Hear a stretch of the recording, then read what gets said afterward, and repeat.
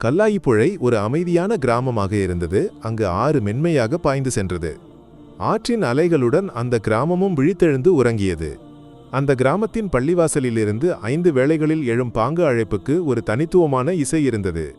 ஆனால் அந்த இசையை விட இனிமையான ஒரு குரல் அந்த கிராமத்தில் இருந்தது. அது இர்ஃபானின் குரல். இர்ஃபானின் வீடு ஆற்றங்கரையோடு ஒட்டியிருந்தது. பழமையால் தேய்ந்து போன ஓலைக்கூரையுடன் கூடிய ஒரு சிறிய குடிசை. மழைக்காலங்களில் வானத்தை விட அதிகமான நட்சத்திரங்களை அந்த கூரையின் வழியே பார்க்க முடியும். அவனது தந்தை அபூபக்கர் ஆற்றில் மீன்பிடித்து குடும்பத்தை காப்பாற்றினார். சில நாட்களில் 6 அருள் புரிந்தால் அவர்களது அடுப்பில் தீப்பற்றும், இல்லையெனில் வெறும் தண்ணீர் குடித்து பசியை அடக்குவார்கள். அவனது தாய் ஆமினா அருகிலுள்ள வீடுகளில் சிறு வேலைகளுக்கு செல்வார். வறுமை அதன் முழு கொடூரத்துடன் அந்த வீட்டில் குடியிருந்தது. ஆனால் இர்ஃபானுக்கு அது ஒரு உலகமாகவே இல்லை. அவனது உலகம் இசையால் நிரம்பியிருந்தது. கிழிந்த உடையும் ஒட்டிய வயிறும் கொண்டு ஆற்றங்கரையில் அமர்ந்து அவன் பாடும்போது சுற்றியுள்ள எதையும் அவன் கவனிப்பதில்லை. ஆற்றின் அலைகள், காற்றில் அசையும் மரக்கிளைகள், பறவைகளின் கலகல ஒலிகள் ஆகியவை அவனுக்கு தாளமாக மாறின. அவனது பாடல்களில் ஒரு மென்மையான சோகத்தின் நிறம் கலந்திருந்தது. அது கேட்பவர்களின் இதயங்களை தொட்டது. அவனது முதல் ரசிகனும் விமர்சகனுமாக இருந்தவர் பள்ளிவாசலில் பணிபுரியும் வயதான முஅத்தின் பீரான் காக்கா. காலை பாங்கு அழைப்புக்கு நேரமாகும்போது பள்ளிவாசலுக்கு நடந்து செல்லும் பீரான் காக்கா ஆற்றங்கரையிலிருந்து எழும் அந்த இனிய குரலை கேட்டு பலமுறை நின்று விடுவார். ஒரு நாள் அவர் இர்ஃபானின் அருகில் சென்று அமர்ந்தார். மகனே, உன் தொண்டையில் அல்லாஹ் ஒரு தேன்கூட்டை வைத்திருக்கிறான். அதை வீணாக்கி விடாதே என்று அன்புடன் கூறினார். அன்று முதல் பீரான் காக்கா அவனுக்கு ஒரு குருவானார். குர்ஆன் வசனங்களை சரியாக ஓதவும் அரபு எழுத்துகளின் உச்சரிப்பை தெளிவாக்கவும் அவர் இர்ஃபானுக்கு கற்பித்தார். மாப்பிள்ளை பாடல்களின் பழைய இசைகளையும் அதன் வரலாற்றையும் அவனுக்கு விளக்கினார். பீரான் காக்காவின் வழிகாட்டுதலுடன் இர்ஃபானின் பாடல்களுக்கு மேலும் பொலிவு கூடியது. கிராமத்தின் திருமண வீடுகளிலும் சிறிய கூட்டங்களிலும் இர்ஃபான் ஒரு நிரந்தர இருப்பாக மாறினான். அவனது பாடல்களை கேட்க மக்கள் ஆவலுடன் காத்திருந்தனர். ஆனால் இந்த புகழ்ச்சிகளுக்கு மத்தியில் சிலரின் கண்களில் பொறாமையின் தீப்பொறிகள் எரிவதை அவன் கவனிக்கவில்லை. குறிப்பாக கிராமத்தின் முக்கியஸ்தரும் பள்ளித் தலைவருமான ஹமீத் ஹாஜியின் கண்களில். ஹமீத் ஹாஜியின் மகன் சமீரும் பாடகனாக இருந்தான். ஆனால் இர்ஃபானின் திறமைக்கு முன்னால் சமீரின் குரல் ஒன்றுமில்லாமல் போனது. இது ஹமீத் ஹாஜியின் மனதில் ஒரு நெருப்பாக பற்றி எரிந்து கொண்டிருந்தது. அப்படி இருக்கையில் அந்த ஆண்டின் நபிகள் தின விழாக்கள் வந்தன. கிராமமே ஆரவாரத்துடன் கொண்டாட்டத்தில் மூழ்கியது. பள்ளி கமிட்டி பிரமாண்டமான நிகழ்ச்சிகளை திட்டமிட்டது. அதில் மிக முக்கியமான நிகழ்வு இஸ்லாமிய பாடல் பாடும் போட்டியாக இருந்தது. வெற்றியாளருக்கு தங்கப் பதக்கமும் பணமுடிப்பும் பரிசாக அறிவிக்கப்பட்டிருந்தது. இந்த முறையும் முதல் பரிசு இர்ஃபானுக்குத்தான் என்று கிராமவாசிகள் மெல்லிய குரலில் பேசினர். இந்த வார்த்தைகளை கேட்கும்போதெல்லாம் ஹமீத் ஹாஜியின் மனதில் பொறாமையின் தீ மேலும் கனன்றது. என் மகன் உயிருடன் இருக்கும்போது இவன் இங்கே பரிசு வாங்குவானா? அது நடக்காது என்று அவர் மனதில் உறுதியாக முடிவு செய்தார். நபிகள் தின போட்டி மேடையில் இர்ஃபானின் குரல் ஒலிக்காமல் இருக்க ஹமீத் ஹாஜி ஒரு சூழ்ச்சியை மனதில் தீட்டத் தொடங்கினார். நபிதினத்தின் காலை ஒரு தனித்துவமான உணர்வுடன் தொடங்கியது. கிராமம் முழுவதும் தக்பீர் ஒலிகளால் நிரம்பி வழிந்தது. இர்ஃபான் அன்று வழக்கத்தை விட முன்னதாகவே எழுந்தான். அவனது அம்மா ஆமினா அயலிலிருந்து கடன் வாங்கிய அரிசியால் செய்த பத்திரியையும் தேநீரையும் அவனுக்கு கொடுத்தார். அதை உண்ணும்போது அவனது மனது மேடையில் பாட வேண்டிய பாடலில் மூழ்கியிருந்தது. பீரான் காக்கா அவனுக்கு கற்றுக் கொடுத்த பலரும் கேளாத ஒரு பழைய இசல் பாடல். அதை பாடி முதல் பரிசாகிய தங்க பதக்கத்தை அம்மாவின் கழுத்தில் அணிவிக்கும் காட்சியை அவன் மனதில் கண்டான். அம்மா, நான் போயிட்டு வரேன், மகிழ்ச்சியை அடக்க முடியாமல் அவன் கூறினான். ஆமினா அவனது நெற்றியை தடவினார். அல்லாஹ் உனக்கு துணையாக இருக்கட்டும் மகனே, நன்றாக பாடு. அவனது அப்பா அபூபக்கர் ஒன்றும் பேசவில்லை. ஆனால் அவரது கண்களில் மகனின் வெற்றியை காண வேண்டும் என்ற ஒரு தந்தையின் அமைதியான பிரார்த்தனை இருந்தது. இர்ஃபான் பள்ளி மைதானத்தை நோக்கி நடக்கும்போது வழிநெடுகிலும் ஆரவாரங்கள் நிறைந்திருந்தன. குழந்தைகள் புது உடைகளை அணிந்து ஓடி விளையாடினர். பள்ளி மைதானத்தில் பெரிய பந்தல் அமைக்கப்பட்டிருந்தது. மேடையில் மைக்ரோஃபோன்கள் தயாராக வைக்கப்பட்டிருந்தன. அவனது இதயம் பறை ஒலிக்க தொடங்கியது. பெயர் பதிவு செய்யும் இடத்தில் நல்ல கூட்டம் இருந்தது. வரிசையில் நின்றபோது அவனது முறை வந்தது. பெயர் பதிவு செய்பவர் கேட்டார். இர்ஃபான் என்று அவன் கூறினான். அப்போது பின்னாலிருந்து ஒரு கம்பீரமான குரல் வந்தது. அவன் பெயரை எழுத வேண்டாம். எல்லோரும் திரும்பி பார்த்தனர். பள்ளித்தலைவர் ஹமீத் ஹாஜி. அவரது கண்கள் தீப்பொறி போல ஒளிர்ந்தன. என்ன தலைவரே? பதிவு செய்பவர் சந்தேகத்துடன் கேட்டார். ஹமீத் ஹாஜி இர்ஃபானை மேலிருந்து கீழாக ஒரு பார்வை பார்த்தார். அந்த பார்வையில் இழிவு நிறைந்திருந்தது. இவனுடைய பாப்பா 3 மாதங்களாக பள்ளியின் மாதாந்திர கட்டணத்தை செலுத்தவில்லை. கட்டணம் செலுத்தாதவர்களுக்கு கமிட்டியின் எந்த நிகழ்ச்சியிலும் பங்கேற்க உரிமை இல்லை. அது விதி. அந்த வார்த்தைகள் இர்ஃபானின் காதுகளில் இடி போல தாக்கியது. அவனது முகம் வெளிறிப் போனது. சுற்றி நின்றவர்களின் பார்வைகள் அவன் மீது விழுந்தன. சிலரின் கண்களில் பரிதாபம், மற்றவர்களின் கண்களில் கேலி. அவனது தொண்டை வறண்டது. வார்த்தைகள் வெளியே வரவில்லை. அது இன்னைக்கு கொடுத்துடுவேன்னு சொல்லியிருந்தேனே ஹாஜியாரே என்று பின்னாலிருந்து ஒரு நடுக்கமான குரல். அது இர்ஃபானின் அப்பா அபூபக்கராக இருந்தது. மீன் விற்று கிடைத்த சில நோட்டுகளை கையில் சுருட்டி பிடித்து அவர் ஹமீத் ஹாஜியின் முன் யாசிப்பது போல நின்றார். ஹமீத் ஹாஜி அந்த நோட்டுகளை வாங்கி எண்ணி பார்த்தார். இது என்ன? இது 2 மாதத்துக்கு மட்டுமே உள்ளது. மீதி எங்கே? நேற்று கிடைத்தது இவ்வளவுதான். அடுத்த வாரம். அபூபக்கர் முடிக்கும் முன் ஹமீத் ஹாஜி கையை உயர்த்தி தடுத்தார். அது எல்லாம் முடியாது. விதி எல்லோருக்கும் ஒரே மாதிரி. முழு பணத்தையும் செலுத்தாமல் இவன் பாட முடியாது, அவ்வளவுதான். ஹமீத் ஹாஜி அதை சொல்லி திரும்பி நடக்கும்போது அவரது மகன் சமீர் அங்கு நின்று கொண்டிருந்தான். சமீரின் முகத்தில் குற்ற உணர்வு தோய்ந்திருந்தது. இது தனது அப்பாவின் பிடிவாதம் என்று அவனுக்கு தெரியும். இர்ஃபானின் திறமை முன்தான் ஒன்றுமில்லை என்ற தாழ்வு மனப்பான்மையால் தான் அப்பா இப்படி செய்கிறார் என்று அவனுக்கு புரிந்திருந்தது. அவன் ஏதோ பேச முயன்றான். ஆனால் அப்பாவின் கடுமையான பார்வையில் அமைதியாகிவிட்டான். இர்ஃபானின் கண்கள் கண்ணீரால் நிரம்பி வழிந்தன. உலகமே தன்னை வெறுப்பது போல அவனுக்கு தோன்றியது. தனது வறுமை இவ்வளவு பெரிய தவறா? பணமில்லாதவனுக்கு கனவு காணக்கூட உரிமையில்லையா? அவனது எல்லா மகிழ்ச்சியும் அந்த நொடியில் காணாமல் போய்விட்டது. சுற்றிலும் இருந்த ஆரவாரங்கள் எதையும் அவன் கேட்கவில்லை. மேடையிலிருந்து அறிவிப்பு ஒலித்தது. பாடல் போட்டி இதோ தொடங்குகிறது. முதல் போட்டியாளராக மேடைக்கு வருபவர் சமீர் ஹமீத். அந்த பெயரை கேட்டவுடன் இர்ஃபானின் நெஞ்சு பிளந்தது. அவன் ஒன்றும் பேசாமல் யாரையும் பார்க்காமல் அங்கிருந்து திரும்பி ஓடினான். கண்ணீர் அவனது பார்வையை மறைத்திருந்தது. மக்களை தள்ளியபடி அவன் ஓடினான். தனது சிறிய வீடு, ஆறு, கிராமம் எல்லாவற்றையும் விட்டு எங்கோ என்று தெரியாமல் உடைந்த கனவுகளின் கண்ணாடி துண்டுகள் நெஞ்சில் குத்திய வலியுடன் அவன் ஓடிக்கொண்டே இருந்தான். கண்ணீரின் மறைவுக்குள் ஓடும்போது கால்கள் எங்கு சென்று நிற்கின்றன என்று இர்ஃபானுக்கு தெரியவில்லை. கிராமத்தின் எல்லைகளை கடந்து தார்ச்சாலையில் அவன் மூச்சு திணற ஓடினான். பின்னால் இருந்து அப்பாவின் அம்மாவின் குரல்கள் கேட்கின்றனவா? அல்லது அது தனது எண்ணமா? அவன் திரும்பி பார்க்கவில்லை. அவமானத்தின் நெருப்பில் வெந்த அந்த முகத்தை இனி யாருக்கும் காட்டக்கூடாது. அந்த கிராமத்துக்கு இனி திரும்புதல் இல்லை. பேருந்து நிறுத்தத்தில் மூச்சு வாங்கியபடி நின்றபோது ஒரு பழைய பேருந்து கோழிக்கோட்டுக்கு செல்ல தயாராக இருந்தது. கடைசி மணியை கண்டக்டர் அடித்தான். ஒன்றும் யோசிக்காமல் கையில் இருந்த சில காசுகளை இறுக பிடித்தபடி அவன் அந்த பேருந்தில் ஏறி ஓடினான். பின்புற இருக்கையில் ஜன்னல் அருகே ஒரு இடம் கிடைத்து வெளியே பார்க்கும்போது தனது கிராமம் புகைமூட்டம் போல பின்னோக்கி மறைவதை அவன் பார்த்தான். ஆறு, பள்ளிவாசல், சிறிய வீடு, அவனது கனவுகள் எல்லாம் அங்கே விட்டு அந்த பேருந்து முன்னோக்கி பறந்தது. கோழிக்கோடு நகரம் அவனை வரவேற்றது. வாகனங்களின் புகைமூட்டத்தாலும் ஒலியாலும் அந்நிய முகங்களின் புரவியாலும். பரபரப்பான பாதைகள், பெரிய கட்டிடங்கள், மின்னி மறையும் விளக்குகள் அவனை பயமுறுத்தின. அந்த பரந்த நகரத்தில்தான் ஒரு தூசி போல சிறியவன் என்று அவனுக்கு தோன்றியது. பசி வயிற்றில் ஒரு நெருப்பு கோலமாக எரியத் தொடங்கியது. என்ன செய்ய வேண்டும், எங்கு செல்ல வேண்டும் என்று தெரியாமல் அவன் தெருக்களில் அலைந்தான். முதல் இரவு அவன் கழித்தது ரயில் நிலையத்தின் ஒரு காலி மூலையில். குளிர்ந்த தரையில் சுருண்டு படுத்தபோது அவனது நினைவுகளில் அம்மாவின் முகம் தோன்றியது. ஒருவேளை அவர்கள் தன்னை தேடி அலையலாம். அந்த நினைவில் அவனது கண்கள் மீண்டும் நீர் நிறைந்தன. ஆனால் திரும்பி போக அவனது பெருமை அனுமதிக்கவில்லை. அடுத்த நாள் முதல் வாழ்க்கை ஒரு போராட்டமாக இருந்தது. பசியை அடக்க அவன் ஒரு தேநீர் கடையில் பாத்திரம் கழுவும் வேலைக்கு சேர்ந்தான். எச்சில் பாத்திரங்களுக்கு இடையில் அவனது கனவுகள் மூழ்குவது போல தோன்றியது. பகல் முழுவதும் நீண்ட உழைப்பு, இரவில் கடையின் முன் தாழ்வாரத்தில் ஒரு அகதியைப் போல உறக்கம். தேநீர் கடைக்காரர் ரஷீத் ஒரு கரடுமுரடானவராக இருந்தாலும் இரவில் மிச்சமாகும் பரோட்டாவும் கறியும் அவனுக்கு கொடுப்பார். கடினமான வேலைக்கு இடையிலும் இசை அவனை விட்டு போகவில்லை. பாத்திரங்கள் கழுவும்போது அவன் அறியாமல் முணுமுணுத்து பாடல்கள் பாடுவான். இரவின் அமைதியில் கடைத்தென்னையில் உட்கார்ந்து இதயம் வலிக்க பாடும்போது அதை கேட்க நகரத்து தெருவிளக்குகள் மட்டுமே இருந்தன. அப்படி இருக்கையில்தான் அவன் ஜமாலை சந்தித்தான்.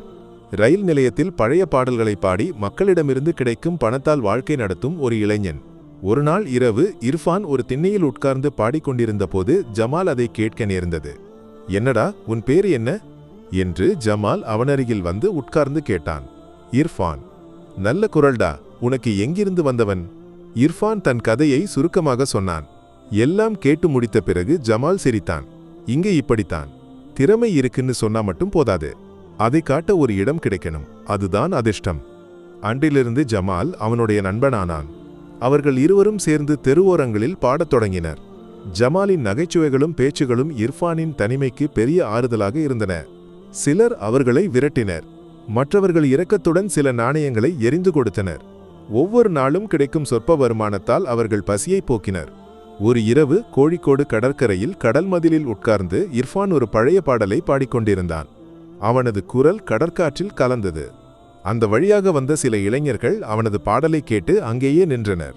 பாடல் முடிந்ததும் அவர்களில் ஒருவன் தன் மொபைல் போனில் அதை பதிவு செய்திருந்தான். சூப்பர் சூப்பர் வாய்ஸ் ப்ரோ, இதை நான் ஃபேஸ்புக்கில் போடப் போறேன் என்று அவன் சிரித்தபடி சொன்னான். இர்ஃபான் அதற்கு ஒரு புன்னகை மட்டுமே செய்தான். சமூக வலைதளங்களின் உலகம் அவனுக்கு அந்நியமாக இருந்தது. அந்த இரவும் வழக்கம் போல கடந்து போனது. ஆனால் அவனுக்கு தெரியாது, அந்த வீடியோ அவனது வாழ்க்கையை மாற்றப்போகும் ஒரு புதிய அத்தியாயத்தின் தொடக்கமாக இருந்தது. கோழிக்கோடு கடற்கரையில் ஒரு இளைஞன் பதிவு செய்த அந்த வீடியோ இதயத்துடன் பாடும் பாடகன் என்ற தலைப்புடன் ஃபேஸ்புக்கில் பகிரப்பட்டது. முதலில் அதை சிலர் மட்டுமே பார்த்தனர். ஆனால் அந்த பாடலில் இருந்த ஆன்மாவும் இர்ஃபானின் குரலில் இருந்த வலியும் கேட்டவர்களின் இதயங்களை தொட்டன. லைக்ஸும் ஷேர்களும் பெருக்கெடுக்க தொடங்கின. மணி நேரங்களில் ஆயிரக்கணக்கானோர் அந்த வீடியோவை பார்த்தனர். யார் இந்த பாடகன்? என்ன ஒரு அழகான குரல்! இப்படிப்பட்ட திறமைகள்தான் நம் ஊரில் யாருக்கும் தெரியாமல் போய்விடுகின்றன. இவனை கண்டுபிடித்து வாய்ப்புகள் கொடுக்க வேண்டும். கமெண்ட் பாக்ஸில் புகழாரங்கள் நிரம்பின. அந்த வீடியோ பல குழுக்களில் பகிரப்பட்டு இறுதியாக மலையாளத்தின் புகழ்பெற்ற இளம் இசையமைப்பாளர் அன்வர் அலியின் கவனத்தை ஈர்த்தது. புதிய குரல்களை எப்போதும் ஊக்குவிக்கும் அன்வர் அந்த வீடியோவை பார்த்ததும் உண்மையிலேயே அதிர்ச்சியடைந்தார். அவ்வளவு தீவிரமும் தனித்தன்மையும் கொண்டிருந்தது அந்த குரல். உடனே அவர் தனது அதிகாரப்பூர்வ ஃபேஸ்புக் பக்கத்தில் அந்த வீடியோவை பகிர்ந்தார். அதனுடன் ஒரு குறிப்பும், இந்த குரலின் உரிமையாளரை எனக்கு வேண்டும். கோழிக்கோடு கடற்கரையில் யாரோ பதிவு செய்த இந்த வீடியோவில் பாடுபவர் யார் என்று யாருக்காவது தெரியுமா? தயவு செய்து தகவல்களை தெரிவிக்கவும். அன்வர் அலி போன்ற ஒரு பிரபலம் அந்த வீடியோவை பகிர்ந்ததும் விஷயங்கள் மாறின. முக்கிய ஆன்லைன் ஊடகங்களும் செய்தி சேனல்களும் அதை ஒரு செய்தியாக்கின. சமூக வலைதளங்கள் தேடும் அந்த அனாமதேய பாடகன் யார் என்ற கேள்வி எங்கும் எழுந்தது. இவை எதுவும் தெரியாமல் இர்ஃபான் அப்போதும் ரஷீதின் டீக்கடையில் கழுவப்படாத பாத்திரங்களுக்கு நடுவில் இருந்தான். அன்று மாலை ஜமாலுடன் கடற்கரைக்கு போகும்போது ஒரு இளைஞன் ஓடி வந்து இர்ஃபானின் முன்னால் நின்றான். நீங்க தானே அந்த பாட்டுக்காரர்? ஃபேஸ்புக்கில் இப்போ எல்லாமே நீங்க தான் என்று அவன் உற்சாகமாகச் சொன்னான். இர்ஃபானும் ஜமாலும் ஒன்றும் புரியாமல் ஒருவரை ஒருவர் பார்த்தனர். அந்த இளைஞன் தன் போனை எடுத்து ஃபேஸ்புக்கை திறந்து அன்வர் அலியின் பதிவை காண்பித்தான். தன்னுடைய படத்தை ஒரு போனின் திரையில் பார்த்ததும் இர்ஃபான் நம்ப முடியாமல் நின்றான். வீடியோவை இயக்கிய போது தான் பாடிய அந்த பாடலை மீண்டும் கேட்டான். அவனது கண்கள் ஆச்சரியத்தால் விரிந்தன. டேய் மச்சி, உன் தலையெழுத்து மாறிடுச்சு என்று ஜமால் உற்சாகமாக அவன் தோளில் தட்டினான். இசையமைப்பாளர் அன்வர் அலி உன்னை தேடுறார். இது அல்லாஹ் கொடுத்த வாய்ப்பு, இதை நாம வீணாக்க கூடாது. இர்ஃபானின் இதயம் படபடவென அடித்தது. மகிழ்ச்சியும் பயமும் அவனை ஒரே நேரத்தில் சூழ்ந்தன. என்ன செய்ய வேண்டுமென்று தெரியாமல் அவன் நின்றான். வா, நாம அன்வர் அலியோட ஆபீஸுக்கு போவோம். கான்டாக்ட் நம்பர் இதுல இருக்குல்ல என்று ஜமால் அவனை கூட்டிக் கொண்டு ஒரு முடிவுக்கு வந்திருந்தான். அந்த இரவு அவர்களால் தூங்க முடியவில்லை. நாளைய நாள் தன் வாழ்க்கையை எப்படி மாற்றப் போகிறது என்று நினைத்து இர்ஃபான் வானத்தை பார்த்து படுத்திருந்தான். பல வருடங்களுக்கு முன்பு ஒரு நபிதின மேடையிலிருந்து விரட்டப்பட்டவன் இன்று மலையாள சினிமாவின் உலகில் கால் வைக்கப் போகிறான். விதி அதன் கணக்கு புத்தகத்தின் பக்கங்களை புரட்டிக் கொண்டிருந்தது. ஜமாலுடன் சேர்ந்து இர்ஃபான் அன்வர் அலியின் அலுவலகத்திற்கு சென்றான். கிழிந்த செருப்பும் அழுக்கடைந்த சட்டையும் அவனை ஏதோ சிறிதாக்குவது போல் தோன்றியது. நாம் இங்கெல்லாம் ஒரு பொருத்தமாக இருக்க மாட்டோம் ஜமால் என்று அவன் மெல்ல சொன்னான். பயப்படாதே வா என்று ஜமால் அவனுக்கு தைரியம் கொடுத்தான். அப்போதுதான் வெள்ளை குர்தாவும் ஜீன்ஸும் அணிந்து புன்னகையுடன் அன்வர் அலி அவர்களை நோக்கி வந்தார். இர்ஃபான் என்று அவர் அன்புடன் கேட்டார். இர்ஃபான் பயபக்தியுடன் தலையசைத்தான். இந்த குரலை நேரடியாக கேட்க நான் நிறைய காத்திருந்தேன். வாருங்கள் என்று அன்வர் அலி அவர்களை உள்ளே அழைத்தார். ரெக்கார்டிங் ஸ்டுடியோவின் கண்ணாடி கதவை திறந்து உள்ளே நுழைந்த போது இர்ஃபான் வேறொரு உலகில் இருப்பது போல் உணர்ந்தான். பெரிய மிக்சர்கள், கணினிகள், மைக்ரோஃபோன்கள். அன்வர் அலி அவனை ஒரு நாற்காலியில் அமர வைத்தார். அவனது பதற்றத்தை புரிந்து கொண்ட அவர் நட்பாக பேசத் தொடங்கினார். அவனது ஊரை பற்றியும் வீட்டாரை பற்றியும் எல்லாம் கேட்டார். படிப்படியாக இர்ஃபானின் பயம் குறைந்து வந்தது.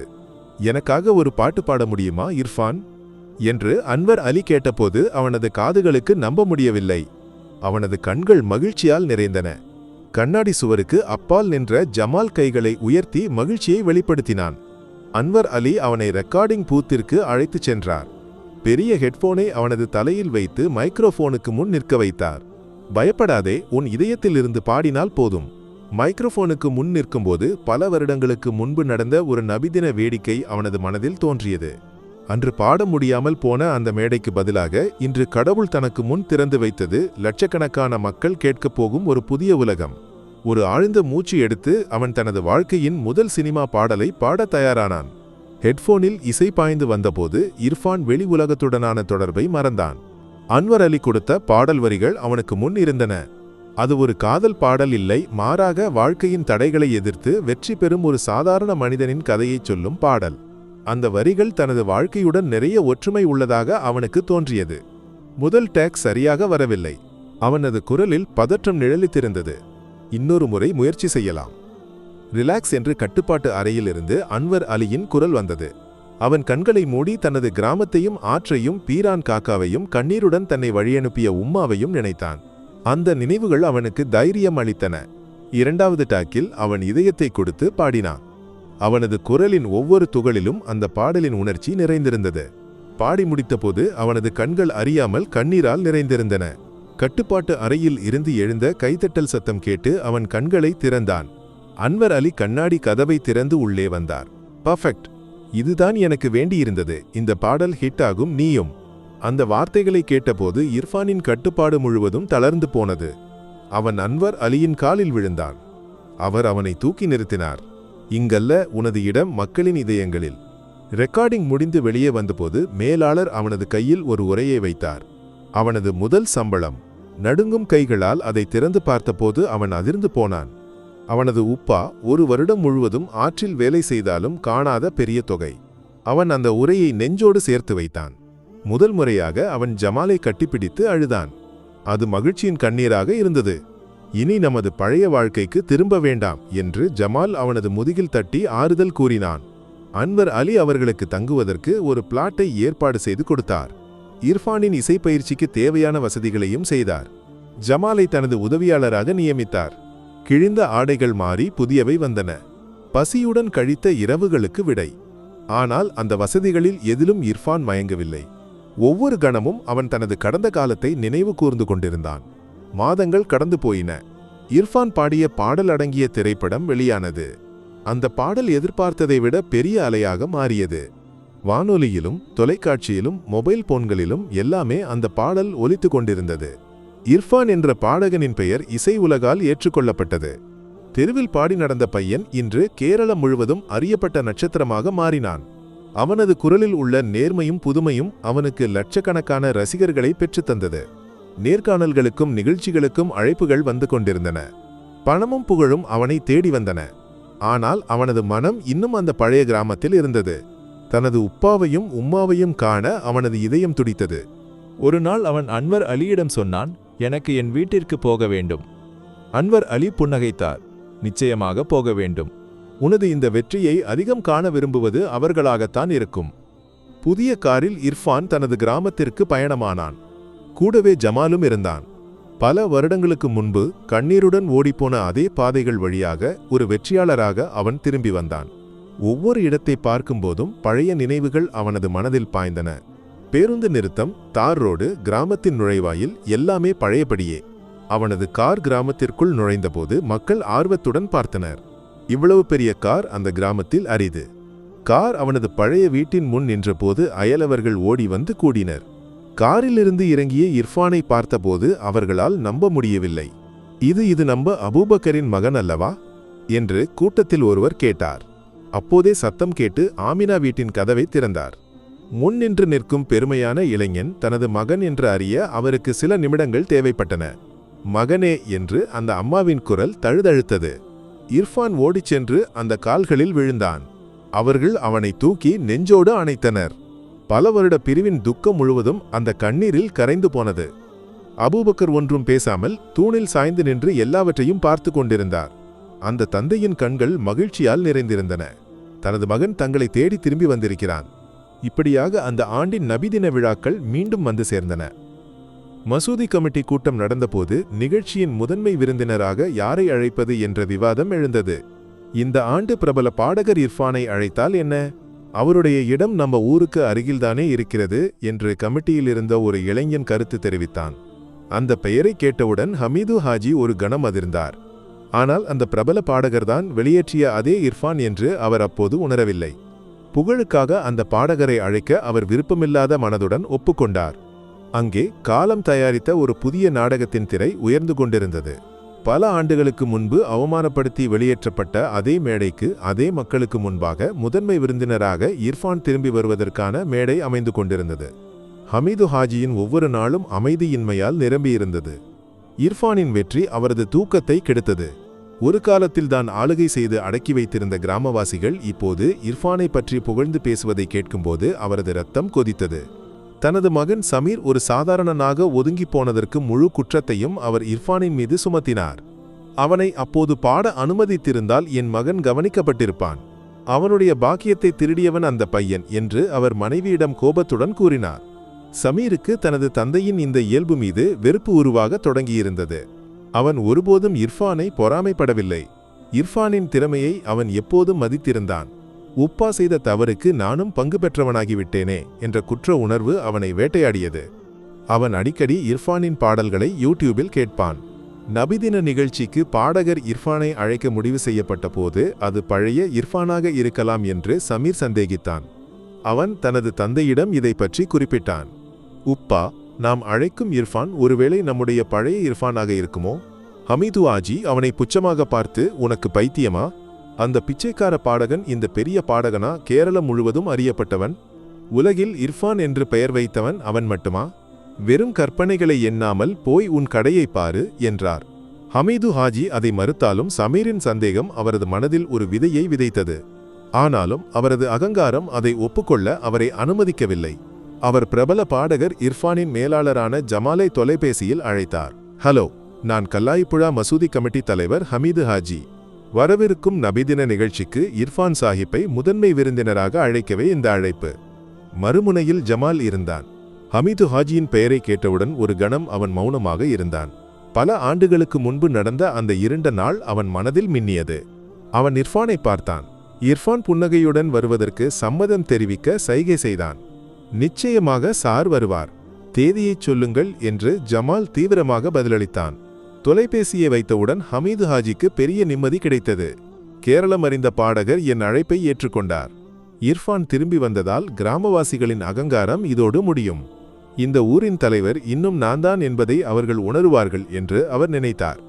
ஆனால் தான் தோண்டிய குழியில் தானே விழப்போகிறார் என்பது அவருக்கு தெரியவில்லை. அந்த கிராமம் காலம் தயாரித்த கணக்கு தீர்க்கும் அந்த இரவுக்காக காத்திருந்தது. நபிதின இரவு கல்லாயிப்புழா கிராமம் உண்மையில் உற்சாகத்தில் மூழ்கியிருந்தது. மசூதி மைதானத்தில் உயர்த்தப்பட்ட மாபெரும் கூடாரம் வண்ண விளக்குகளால் அலங்கரிக்கப்பட்டிருந்தது.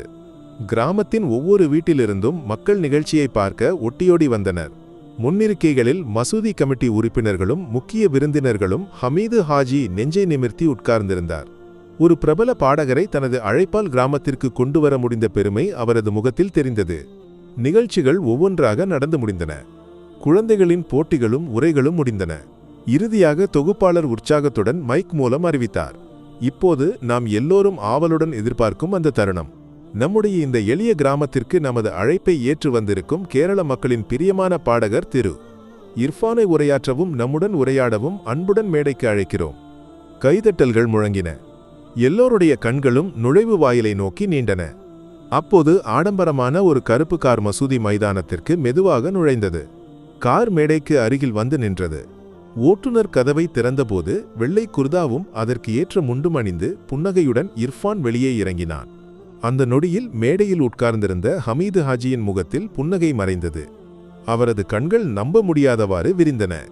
இரத்த ஓட்டம் நின்றது போல அவரது உடல் மரத்து போனது. இது அந்த இர்ஃபான். நான் விரட்டிய புச்சமாக தள்ளிய அபூபக்கரின் மகன். அவருக்கு தலை சுற்றுவது போல தோன்றியது. மக்களின் கவனம் தன் மீது படாமல் இருக்க அவர் பாடுபட்டார். இர்ஃபான் மக்கள் கூட்டத்தை பார்த்து கையசைத்தான். அவனுடைய ஒவ்வொரு அசைவிலும் ஒரு வெற்றியாளரின் பெருமை இருந்தது. அவன் மெதுவாக மேடையை நோக்கி நடந்து சென்றான். அவனுடைய தந்தையும் தாயும் முன்னிருக்கையில் உட்கார்ந்து பெருமையுடன் அந்த காட்சியை பார்த்து கொண்டிருந்தனர். மேடையில் ஏறிய இர்ஃபான் எல்லோரையும் வணங்கினான். அவன் ஹமீது ஹாஜியின் அருகில் வந்தான்.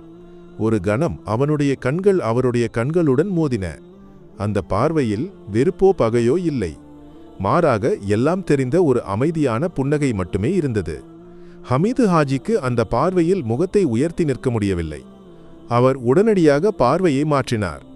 தொகுப்பாளர் இர்ஃபானின் கையில் மைக் கொடுத்தார். மக்கள் கூட்டம் முற்றிலும் அமைதியாகியது. இர்ஃபான் பேசத் தொடங்கினான். அஸ்ஸலாமு அலைக்கும். அவனுடைய குரல் கூடாரம் முழுவதும் ஒலித்தது. இந்த மண்ணில் என் அன்புக்குரியவர்கள் முன்னால் நிற்க முடிந்தது என் வாழ்க்கையில் மிகப்பெரிய பாக்கியமாக கருதுகிறேன். உங்களில் ஒருவனாகிய என்னை இவ்வளவு அன்புடன் ஏற்றுக்கொண்டதற்கு மிக்க நன்றி. அவன் ஒரு கணம் நிறுத்தி பின்னர் மக்கள் கூட்டத்தை ஒருமுறை பார்த்தான். எனது வாழ்க்கையில் ஒரு அனுபவத்தை உங்களுடன் பகிர்ந்து கொள்ள விரும்புகிறேன். அது என்னை ஒரு பாடகனாக மாற்றிய ஒரு கதை. அவன் தொடர்ந்தான். பல ஆண்டுகளுக்கு முன்பு இந்த கிராமத்தில் ஒரு ஏழை பையன் இருந்தான். பாட்டு அவனுடைய உயிராக இருந்தது. ஒவ்வொரு ஆண்டும் நபி தினத்தில் இந்த மேடையில் ஒரு பாடல் பாட வேண்டும் என்று அவன் மிகவும் ஆசைப்பட்டான். அப்படி ஒரு நபி தின காலையில் அவன் பெரிய எதிர்பார்ப்புடன் போட்டியில் பெயர் கொடுக்க வந்தான். ஆனால் அவனுடைய தந்தைக்கு மசூதியில் மாதாந்திர கட்டணம் செலுத்த தாமதமானதற்காக அன்றைய மசூதி தலைவர் அவனை விரட்டினார்.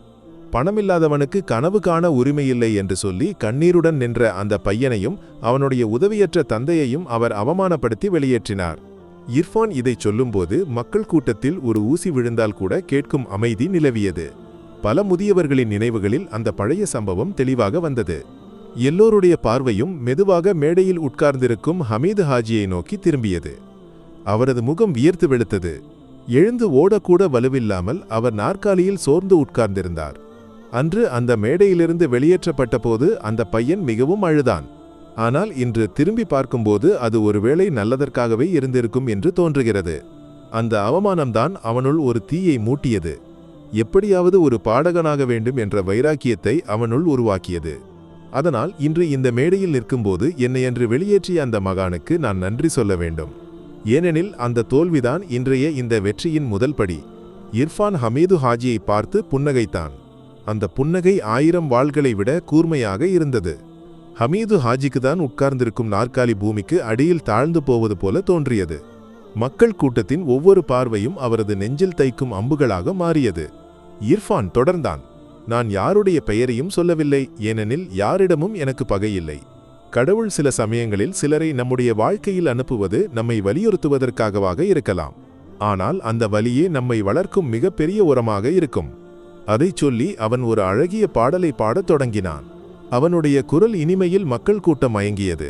அந்த பாடல் முடிந்தவுடன் கைதட்டல்களாலும் தக்பீர் ஒலிகளாலும் கூடாரம் அதிர்ந்தது. மக்கள் எழுந்து நின்று அவனை கௌரவித்தனர். அப்போதுதான் எவரும் எதிர்பார்க்காத ஒரு நிகழ்வு நடந்தது.